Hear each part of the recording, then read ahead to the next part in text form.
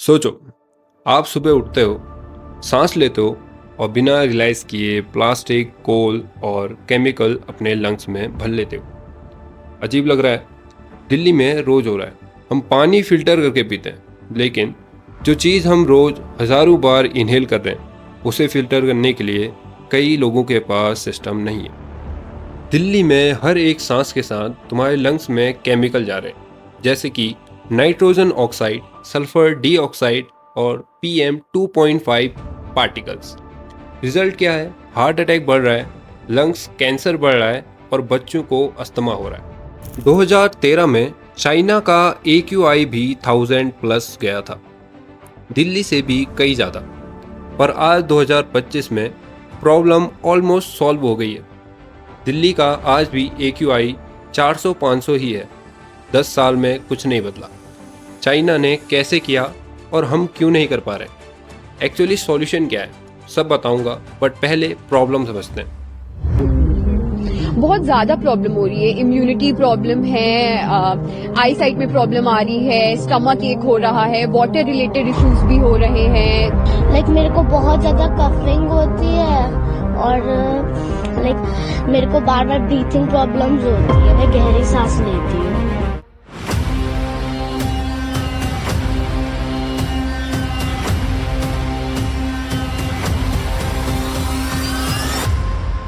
Welcome to Delhi, India capital and Asia biggest gas chamber.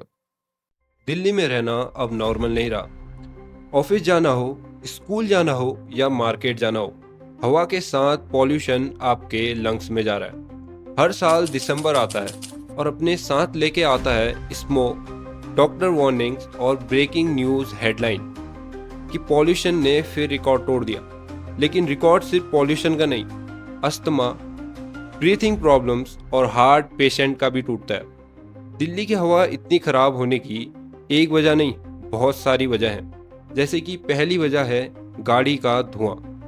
Delhi की road पर daily लाखों गाड़ियां चलती हैं और उसका स्मोक डायरेक्टली सिटी के AQI को बढ़ाने का काम करता है। दूसरी चीज इंडस्ट्रीज का स्मोक। सिटी के आसपास चल रही फैक्ट्रीज रात के टाइम पर पॉल्यूशन कंट्रोल मशीन बंद करके स्मोक रिलीज करती है, जिस वजह से दिल्ली की हवा में बहुत ज़्यादा बदलाव आता है। चौथी चीज़ है पराली जलाना।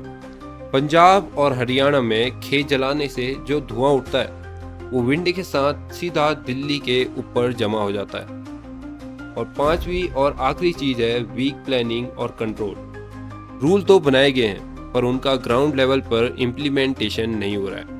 ये क्राइसिस एक दिन में नहीं बना है, ये सालों का इग्नोर किया हुआ पॉलिसीज का रिजल्ट है। डॉक्टरों का कहना है कि कभी कभी दिल्ली की हवा सिगरेट से भी ज़्यादा हार्मफुल हो जाती है, क्योंकि लंग्स को कंटिन्यूसली टॉक्सिक पार्टिकल्स मिल रहे हैं। स्कूल जाने वाले बच्चों की एनर्जी पढ़ने से ज़्यादा पॉल्यूटेड हवा से फाइट करने में लग जाती है। इसका इफेक्ट उनकी लॉन्ग टर्म ग्रोथ पे पड़ता है। ऐसे ही 60 प्लस एज वाले लोग और पेशेंट के लिए ये सिचुएशन और भी ज़्यादा रिस्की हो चुकी है, क्योंकि ब्रीथिंग सिस्टम उनका ऑलरेडी वीक होता है। ये सब तो प्रॉब्लम थी। अब हम देखेंगे कि सॉल्यूशन क्या है और हम क्या क्या कर सकते हैं। हम सिंपल से स्टेपों को फॉलो करके अपने पॉल्यूशन को कम कर सकते हैं। पहला स्टेप है कारपूल करना। मींस काम पर जाने वाले लोग अगर एक कार को शेयर करें तो रोड पर ऑटोमेटिकली कार्स कम हो जाएंगी और इससे पॉल्यूशन भी कम होगा।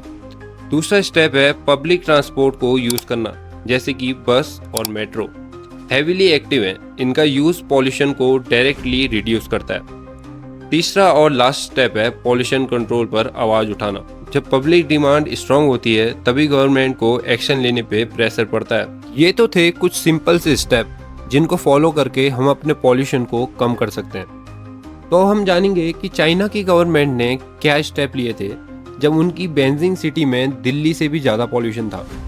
पहला स्टेप था कोल प्लांट्स को शिफ्ट किया गया, मतलब कि पॉल्यूशन करने वाली फैक्ट्रीज को सिटी से दूर शिफ्ट किया गया ताकि स्मोक वापस सिटी में ना आए। दूसरा स्टेप था इंडस्ट्रीज कंट्रोल, मतलब स्ट्रिक्ट रूल लगाए गए और वायलेशन पर हैवी फाइन लगाया गया।